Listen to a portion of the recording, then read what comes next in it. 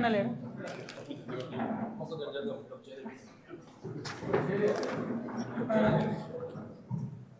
Right రండి రూప్ సింగ్.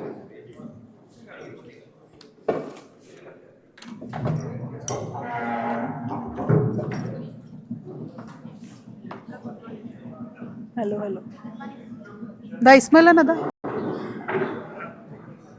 నిషా నువ్వులే ఇస్మాయిల్ అని ఇక్కడ రండి. అటు పక్క కూర్చోన్నాను.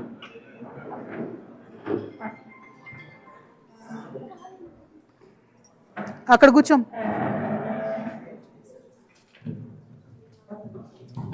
రూప్ సింగ్ అన్న రాలేదా? ఇక్కడ పెట్టే ప్రెస్ మీట్ పెట్టుకో.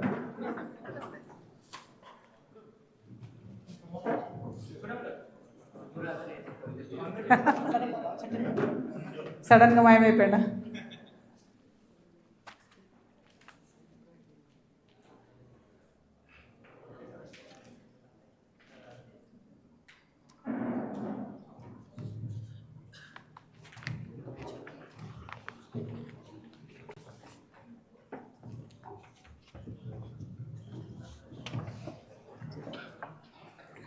బంద్ చేయండి, ఫోన్ బంద్ చేయండి అంటారు. జై తెలంగాణ. అందరికీ నమస్కారం. మీడియా మిత్రులకు అదేవిధంగా తెలంగాణ ప్రజలందరికీ కూడా హృదయపూర్వకంగా నమస్కారాలు. ఇవాళ తెలంగాణ రాష్ట్రంలో ఒక ఆడబిడ్డగా ప్రజల మధ్యలో 20 సంవత్సరాల నుండి పనిచేసినటువంటి వ్యక్తిగా నేను తెలంగాణ జాగృతి సంస్థను 19 సంవత్సరాల నుంచి ప్రజాహితం కోసం తెలంగాణ ప్రజల కోసం నడుపుతున్నటువంటి వ్యక్తిగా తెలంగాణ జాగృతి జనంబాట పేరిట మొత్తం యావత్ తెలంగాణను కూడా పర్యటన చేస్తున్న విషయం మీ అందరికీ తెలిసిందే. ఇట్లా పర్యటన చేస్తున్నటువంటి సందర్భంలో అనేక అంశాలు నా దృష్టికి వస్తూ ఉన్నాయి. ఒకటి, ప్రజలకు సంబంధించి ఏవైతే వసతులు కల్పించడంలో బీఆర్ఎస్ ప్రభుత్వం కాంగ్రెస్ ప్రభుత్వం విఫలమైందో ఆ అంశాలు నా దృష్టికి వస్తూ ఉన్నాయి. At the same time BRS ప్రజాప్రతినిధులు కాంగ్రెస్ ప్రజాప్రతినిధులు చేసినటువంటి అక్రమాలు ఆక్రమణలు దురాగతాలు దాష్టికాలు ఇవన్నీ కూడా నా దృష్టికి వస్తూ ఉన్నాయి. నేను ఏమాత్రం మొహమాటం లేకుండా ఏ పార్టీకి సంబంధం లేకుండా తెలంగాణ బిడ్డగా తెలంగాణ ఆడబిడ్డలకు ఉండేటటువంటి పౌరుషాన్ని ప్రదర్శిస్తూ నాకు వచ్చినటువంటి ప్రతి ఒక్క అంశాన్ని కూడా ప్రజలతో షేర్ చేసుకుంటున్నాను. నేను దాంతో ఏమవుతుంది, చాలామంది యొక్క అక్రమాల పుట్టలు కదులుతున్నాయి, వాళ్ళ పాపాల పునాదులు కదులుతున్నాయి. దాంతో నా మీద దాడి ప్రారంభించింది. ఏంటి దాడి? నేను కాంగ్రెస్ పార్టీతోని అంటకాగి ఉన్నాను, కాంగ్రెస్ పార్టీతోని అండర్స్టాండింగ్తో నేను పనిచేస్తున్నాను, ఎందుకంటే నాకేదో ఫైనాన్షియల్ బెనిఫిట్ కోసం నేను పనిచేస్తున్నా అని చెప్తున్నారు. దీనికి ఎక్కడ మొదలుపెట్టిండ్రు? నేను ఎప్పుడైతే జాగృతి జనంబాట అని చెప్పి బయటికి రావాలనుకున్నానో ముందు సోషల్ మీడియాలో ఒక ప్రచారం మొదలుపెట్టిండ్రు. నా భర్త గౌరవనీయులు అనిల్ కుమార్ గారి ఫోటోను చూపిస్తూ దాంట్లో ఏవి రెడ్డి గారు అనేటటువంటి వ్యాపారవేత్త నా భర్త కలిసి ఏదో ల్యాండ్ లావాదేవీలు చేశారు, ఆ ల్యాండ్ లావాదేవీ వల్ల నాకేదో పెద్ద ఎత్తున ఫైనాన్షియల్ బెనిఫిట్ అయింది, అట్లా నాకు కాంగ్రెస్ పార్టీకి అవినాభావ సంబంధం ఉంది అనేటటువంటి అంశాన్ని ప్రజల మధ్య ప్రమోట్ చేసే ప్రయత్నం చేస్తున్నారు. ఈ వెకిలి ప్రయత్నాలు చేస్తున్నటువంటి గుంటనక్కలందరూ కూడా నేను చెప్తా ఉన్నా, నేను ఇంకా మీ చిట్టా విప్పడం ప్రారంభించలేదు, ఓన్లీ టాస్ వేసిన అంతే. ఆ టాస్కే ఇంత భయపడితే ఎట్లా మీరు? ముంగటి ఇంకా టెస్ట్ మ్యాచ్ ఉంది, మామూలుగా అనుకుంటారే ఇది కథ. జస్ట్ టాసే, ఇప్పటికే గెలిచినాం ఆల్రెడీ మేము జాగ్రత్తలు. ఎందుకు భయపడుతున్నారు మీరు ఇంతగా? ఏమన్నాడు నా భర్త? మీరు అధికారంలో ఉన్న 10 ఏళ్ళలో వెళ్ళాడని వచ్చి మిమ్మల్ని ఒక పని అడిగినామా మేము? ఎక్కడన్నా ఎప్పుడన్నా ఒక ఫేవర్ అడిగినామా మిమ్మల్ని?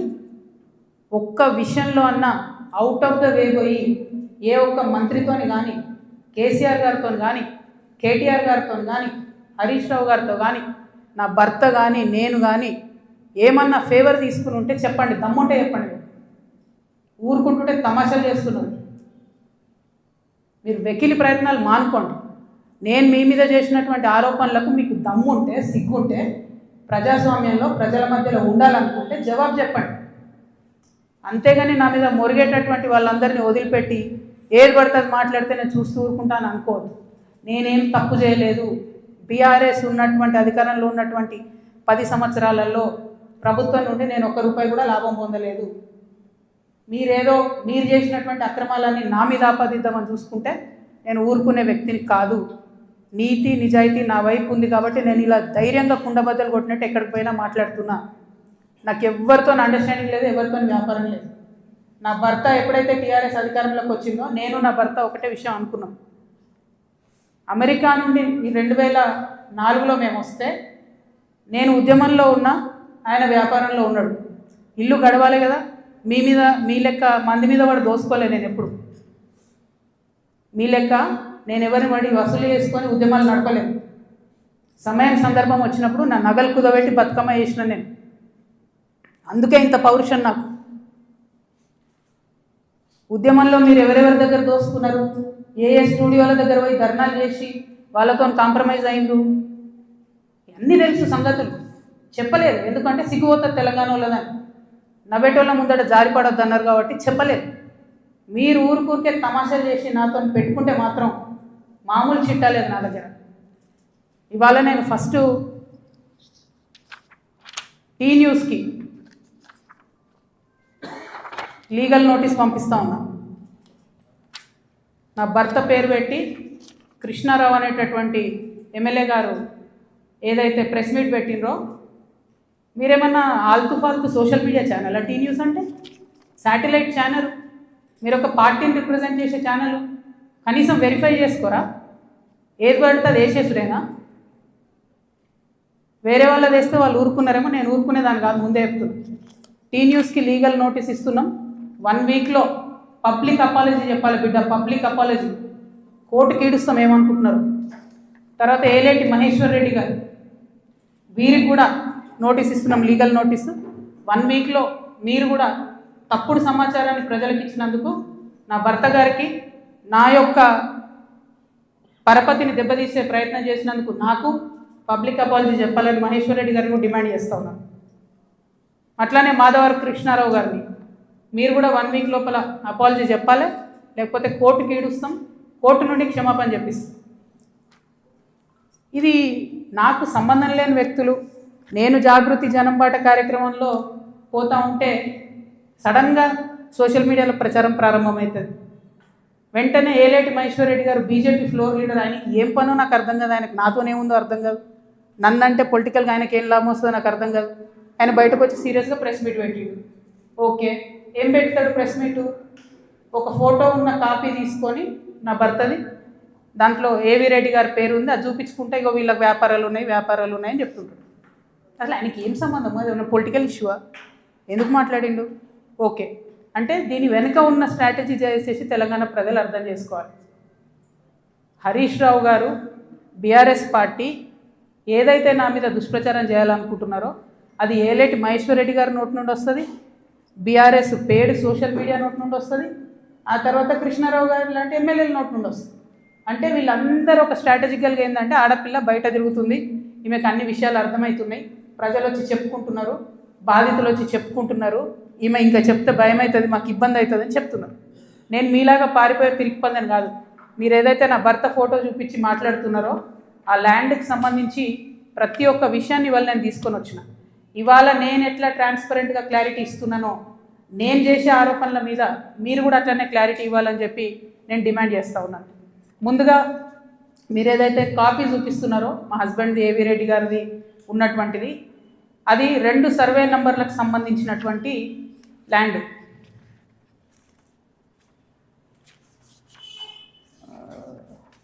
బ్రీఫ్ ఏడవైంద్రబాబు ఇది అదేంటంటే 2010/2 2010/3 అనేటటువంటి భూమి. దీనికి 1975 నుండి కూడా ఈ భూమికి కంప్లీట్గా పట్టాలు ఉన్నాయి, దానికి పాస్బుక్లు ఉన్నాయి, కంప్లీట్గా ఇది ప్రైవేట్ ల్యాండ్. ఈ ప్రైవేట్ ల్యాండ్లో 4 వ్యక్తులు, 4 కొడుకులు, వాళ్ళకి మనిషి 4 ఎకరాలు వచ్చినాయి. ఈ మనిషి 4 ఎకరాలు వచ్చినటువంటి ఈ భూమిని అక్కడ ఒక కంపెనీ ఉంది, టేకంషా అనే కంపెనీ. ఆ టేకంషా అనే కంపెనీకి 37 ఎకరాలు ప్రభుత్వము అమ్మింది ల్యాండ్ ఒకప్పుడు. వాడేం చేసిండు, ఆ అమ్మిన ల్యాండ్తో పాటు ఈ ప్రైవేట్ వాళ్ళ భూమి కూడా లోపలేసుకొని కాంపౌండ్ వాళ్ళు పెట్టుకున్నాడు.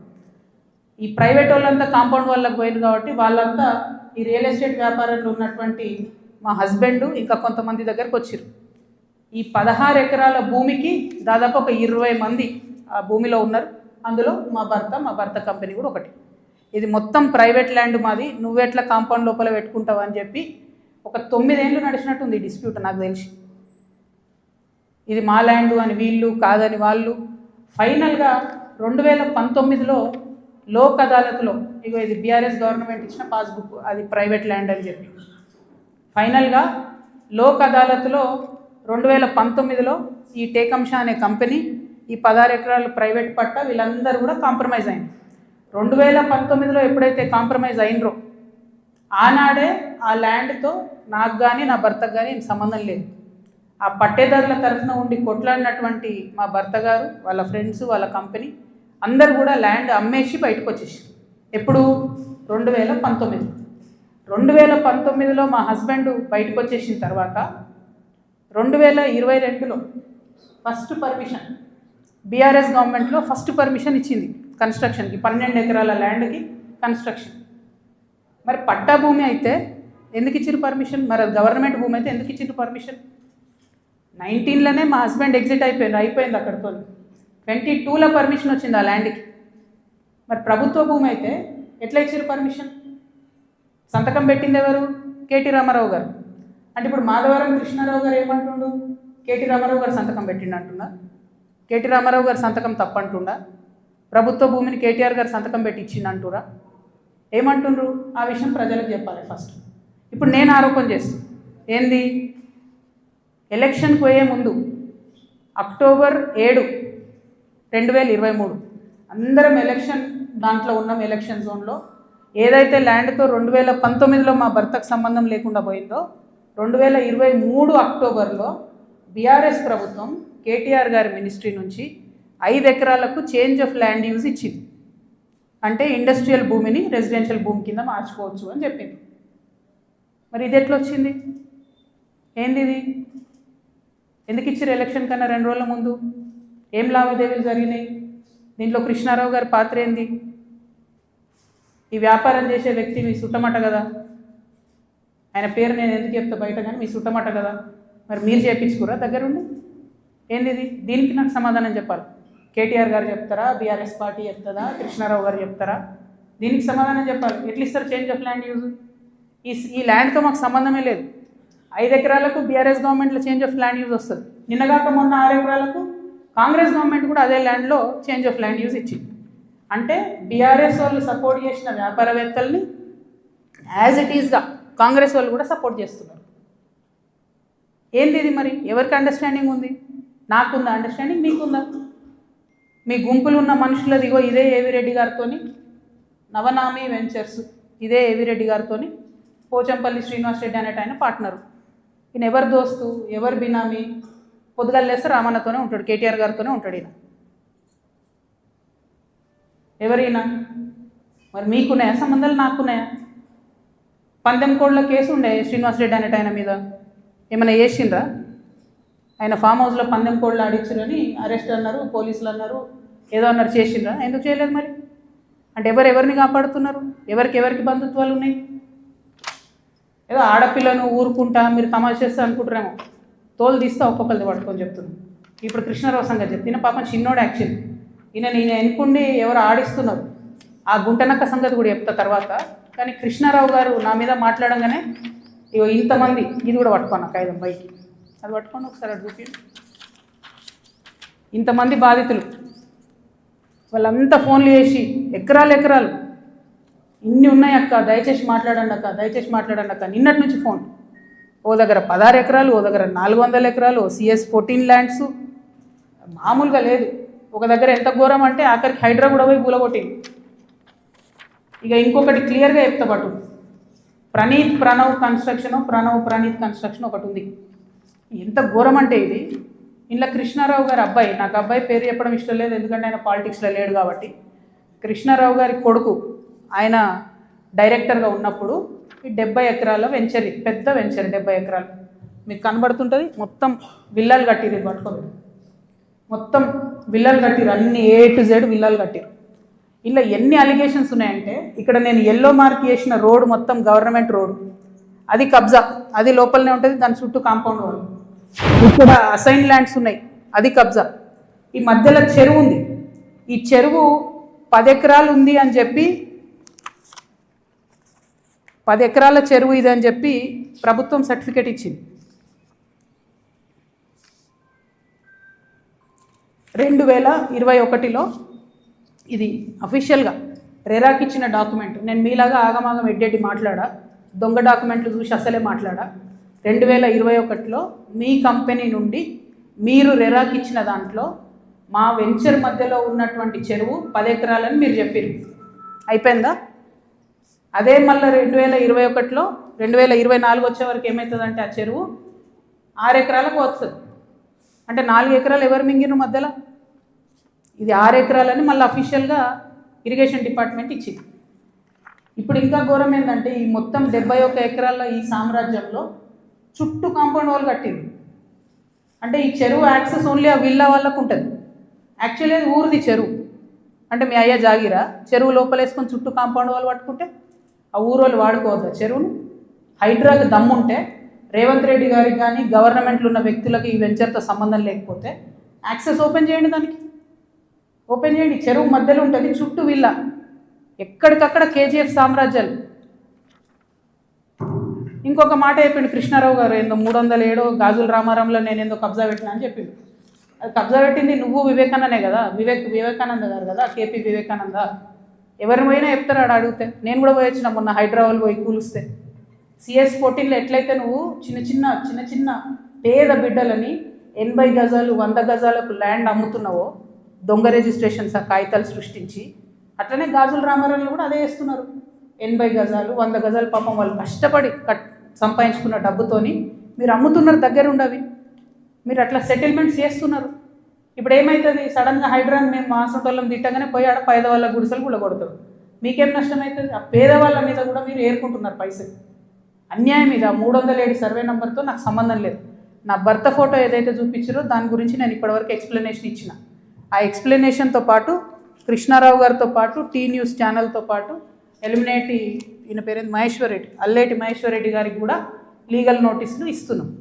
ఇంకా గమ్మత్ ఏంటంటే, ఇప్పుడు ఈ చెరువు దీని మధ్యలో ఉన్న చెరువు అని చెప్పిన కదా, ఆ చెరువు పేరు ఏంటి అంటే MD ఉస్మాన్ కుంట.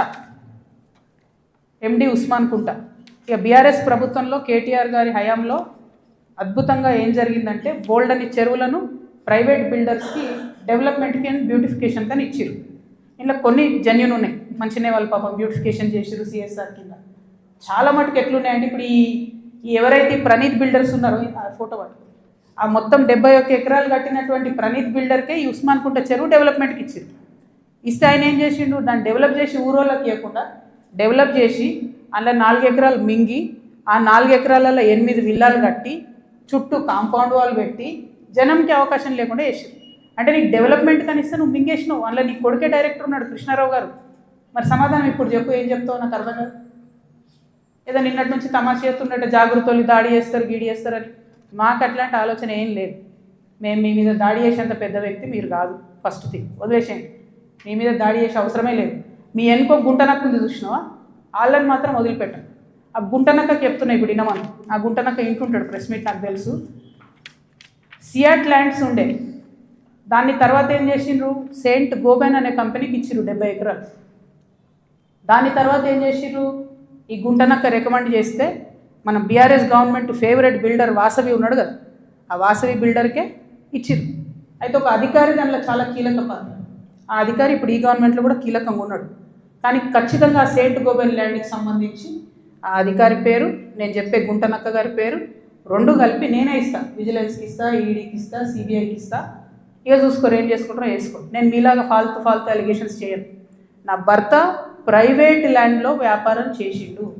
ఏ రియల్ ఎస్టేట్లో ఉన్న వ్యక్తి అయినా చేస్తాడు. మేమెన్నడూ ప్రభుత్వ భూమి జోలికి పోలేదు. ప్రభుత్వానికి ప్రజలకు నష్టమయ్యే ₹1 పని కూడా మేము చేయలేదు. మీరు అనవసరంగా లేనిపోయిన అలిగేషన్స్ నా మీద వేసి, ఈమె ఏదో జనం బాట పేరుతో జనంలో పోతుంది, ఈమెను డిస్టర్బ్ చేద్దాం, మైండ్ ఖరాబ్ చేద్దాం, అనే ఆలోచనలు పెట్టుకుంటే మాత్రం నేను చూస్తూ ఊరుకోను. ఇవాళ జవాబు ఎందుకు ఇస్తున్నా అంటే నేను మీలాగా వెన్ను చూపించి పారిపోయే వ్యక్తిని కాదు. నా మీద వచ్చిన అలిగేషన్కి అవుట్ రైట్గా సమాధానం చెప్పే వ్యక్తిని. నా జాగృతి కార్యకర్తలందరికీ కూడా, తెలంగాణ ప్రజలందరికీ కూడా నేను క్లారిటీగా చెప్తున్నాను. 10 ఏళ్ళ బీఆర్ఎస్ పాలనలో నాకు ఏ దాంతో కూడా సంబంధం లేదు. నన్ను నిజామాబాద్ వరకు పరిమితం చేసిండ్రు. 5 ఏళ్ళే నేను యాక్చువల్గా ఉన్నది పవర్లో. ఆ 5 ఏళ్ళు ఎంపీగా ఉన్నప్పుడు ఢిల్లీ, నిజామాబాద్, హైదరాబాద్. నా మొత్తం ట్విట్టర్ చూసుకోండి, నా క్యాలెండర్ చూసుకోండి.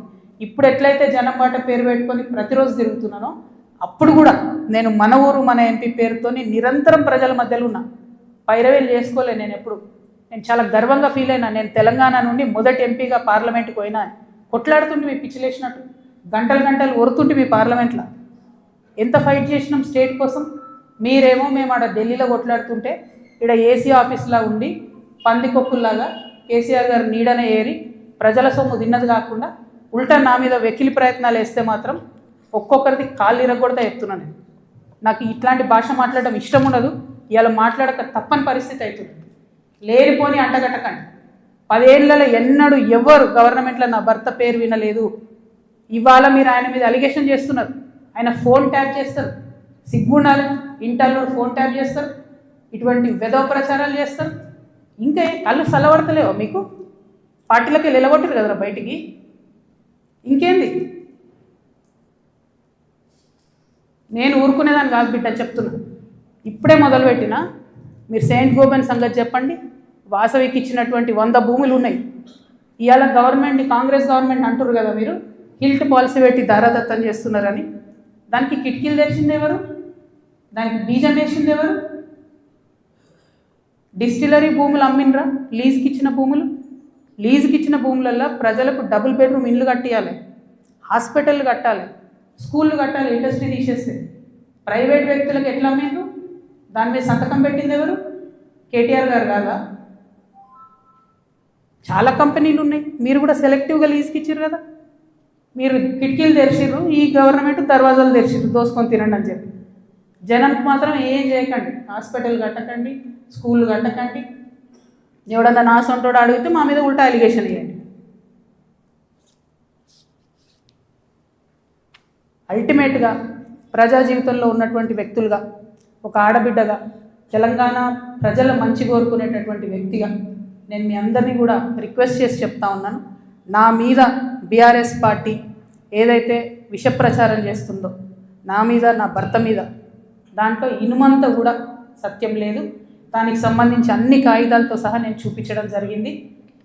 ఇక ముందు కూడా నా మీద ఎవరు ఏ ఆరోపణ చేసినా నేను ఖచ్చితంగా జవాబు చెప్తాను. జవాబు చెప్పిన తర్వాతనే నేను ప్రజల పక్షాన నిలబడి వారిని ప్రశ్నిస్తాను. వారు మాత్రం జవాబు చెప్పకుండా వెన్నుపూస చూపించి పారిపోతూ ఉన్నారు. అది కరెక్ట్ పద్ధతి కాదు. మేమేదో మీ విఘ్నతకే వదిలేస్తున్నామంటే ప్రజలేం వదిలిపెట్టరు. టైం చూసి కర్రు కాల్చి వాత పెడతారు. మీరేం గొప్ప నాయకులు కాదు, పెద్ద నాయకులు కాదు. ఎంత పెద్ద నాయకులైనా ప్రజలకు జవాబుదారీ అన్న విషయాన్ని మర్చిపోయి మీరు ప్రవర్తిస్తే మాత్రం ఊరుకునేది లేదు. ఇది తెలంగాణ. ప్రజలు మేలుకుంటారు, ఖచ్చితంగా మాట్లాడతారు. Thank you. జై తెలంగాణ.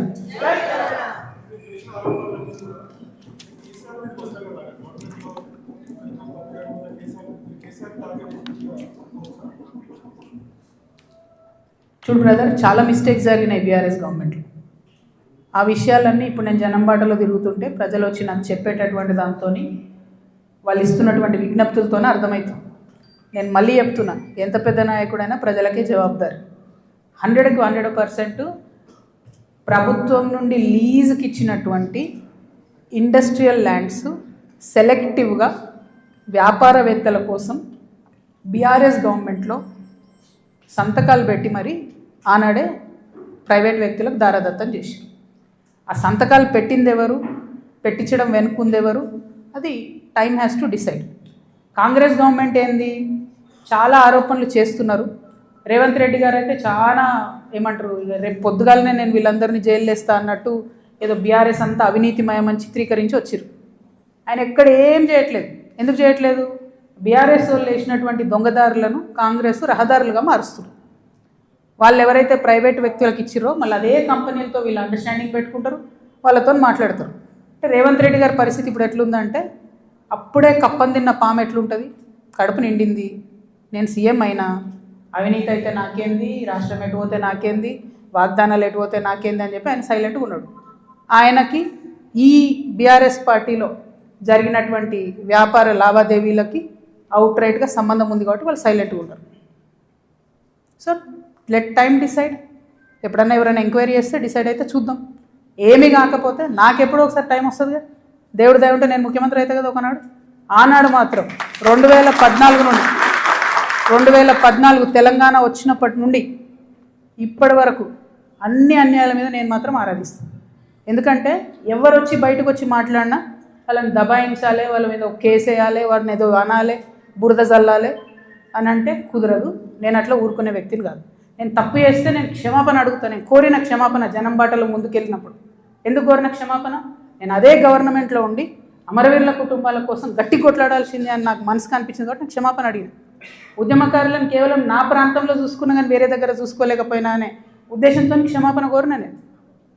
అట్లే చెప్తున్నా, నేను తప్పు చేస్తే ప్రజలకే చెప్తారే తప్పు చేసినారా భయ్ సారీ అని. నేను తప్పు చేయలే, అందుకే ధైర్యంగా చెప్తాను నేను తప్పు చేయలే. అయినా సరే నా మీద ఏదో బుర్ర చల్లాలి అంటే ఊరుకోను. భగవంతుడు నాకు అవకాశం ఇచ్చినప్పుడు మాత్రం అన్ని బండారాలు కూడా బయటికి తీస్తాను.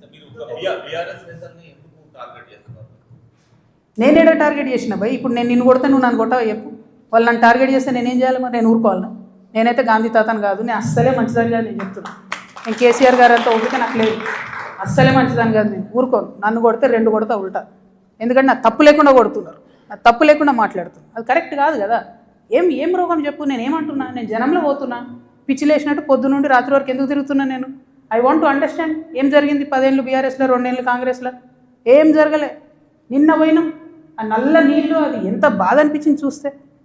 ట్యాప్లో డ్రైనేజ్ వాటర్ వస్తాయని ఇప్పటికి కూడా హైదరాబాద్ మహానగరంలో ఇంకా అంత అందమైన నగరానికి కేటీఆర్ గారు నేను ఇట్లా చేసినా అని, ఇప్పుడు రేవంత్ రెడ్డి గారు గ్లోబల్ సమ్మిట్ పెట్టి నేను ఇట్లా చేసినా అని ఏం లాభం చెప్పు? ఆడబిడ్డలకు ఒక డెలివరీ హాస్పిటల్ ఉండదు, నల్లలో మోరు నీళ్ళు వస్తాయి. ఇదో మహానగరం, దీనికి సంతోషపడాలి. ఎవరొకరు అడగాలి కదా. అడిగితే కేసులు, అడిగితే లొల్లి, గింతే.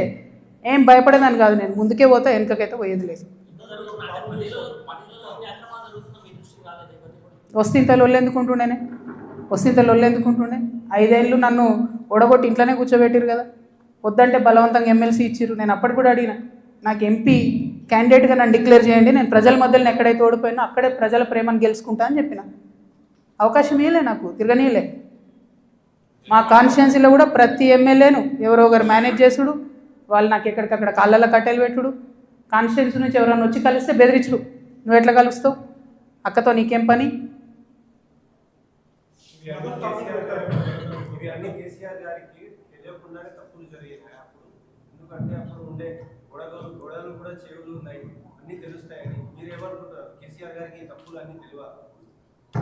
నేనేమంటున్నా బ్రదర్, కేసీఆర్ గారికి తెలుసా తెలియదా కేసీఆర్ గారు చెప్పాలి. ఇప్పుడు వీళ్ళందరూ ఏంటంటే మేమందరం చాలా పెద్దవాళ్ళము, కవిత మా మీద ఆరోపణలు చేస్తే కూడా మేము రిప్లై అయిపోయినా ప్రజలు చూస్తలేరు అనుకుంటారు. విఘ్నత అని హరీష్ రావు గారు అట్లే అంటారు. కేటీఆర్ గారు ఆయన ఎప్పుడు చెప్తాడో నాకు తెలియదు, నాకు సంబంధం లేదు. నేను కంపెనీ పేర్లతో సహా చెప్తా. ఎవరెవరి కంపెనీలకు లీజ్ ల్యాండ్స్కి అవుట్ రైట్గా చేంజ్ ఆఫ్ ల్యాండ్ యూజ్ చేసి కన్వర్షన్ చేసి ఎవరికి ఇచ్చినో నేను చెప్తాను. సంతకాలు ఎవరు పెట్టిరా లేదా వాళ్ళు చెప్పాలి ప్రజలకు. చెప్తే షూర్ సంతోషం. ట్రాన్స్పరెన్సీ కదా ప్రజలు కోరుకునేది.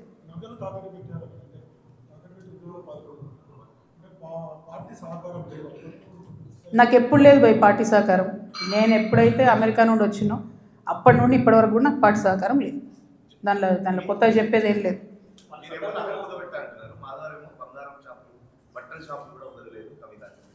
ఆయన పాపం ఆయన వాడుకుంటుర్రే. ఆయన ఎనుకో గుంటనక్కు ఉంది, ఆ గుంటనక్క ఆయన రెచ్చగొట్టి వాడుకుంటుంది. టైం వస్తే చెప్తా కదా. ఆ గుంటనక్క చెప్పినా కదా, ఏదైతే సెయింట్ గోబెన్ ల్యాండ్లో ఒక అధికారి ఇప్పుడు రెడీగా ఉన్నాడు చెప్పడానికి సిబిఐ దగ్గర, ఈడీ దగ్గర. అప్పుడు తెలుస్తుంది వాళ్ళకి. నేను ఒకటే క్లారిటీగా చెప్తున్నా, మీరు ఎంతోసేపు నన్నేదో చేద్దాం, ఆడపిల్ల కదా పాపం భయపెడితే బెదురుతుందేమో అనుకుంటారేమో. కుదరదు బాస్, కుదరదు. ఇది మారింది, పాలిటిక్స్ మారింది, టైం మారింది, అట్లా కుదరదు.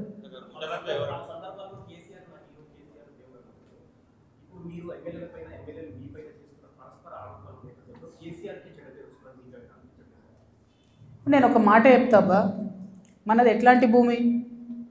భగవంతుడు రామచంద్రుడి కోసం కనా కష్టాలు పడి పాపం గుడి కడతాడు రామదాస్ అంటే. ఆయన తీసుకుపోయి నిజాం జైలు వేస్తాడు. ఆ జైలు వేసిన టైంలో కూడా రక్షించడానికి రాకపోతే ఏమంటాడు రామదాస్? ఏమంటాడు? మనది ఎట్లాంటి భూమి? పోతన లాంటి గొప్ప కవి రాజు వచ్చి అంకితం ఇవ్వమంటే కూడా ఇయ్యడు. మనది ఎట్లాంటి భూమి?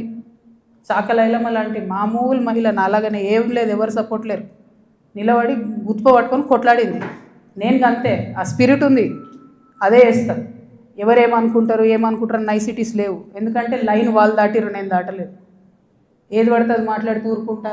ఏమన్నాడే నా భర్త, మీరు ఎప్పుడన్నా నిన్నారా? అధికారంలో ఉన్న 10 ఏళ్ళు మీరంతా కూడా రిపోర్టర్లే కదా, ఎప్పుడన్నా నిన్నారా? ఆయన పేరు విన్నారా? ఏదైనా పైరవీలు విన్నారా? ఏం లేకుండా అది అన్యాయం కదా, టూ మచ్. ఊరుకోం, ఇంకా మస్తు అయిపోయింది. Thank you. జై తెలంగాణ. జై తెలంగాణ.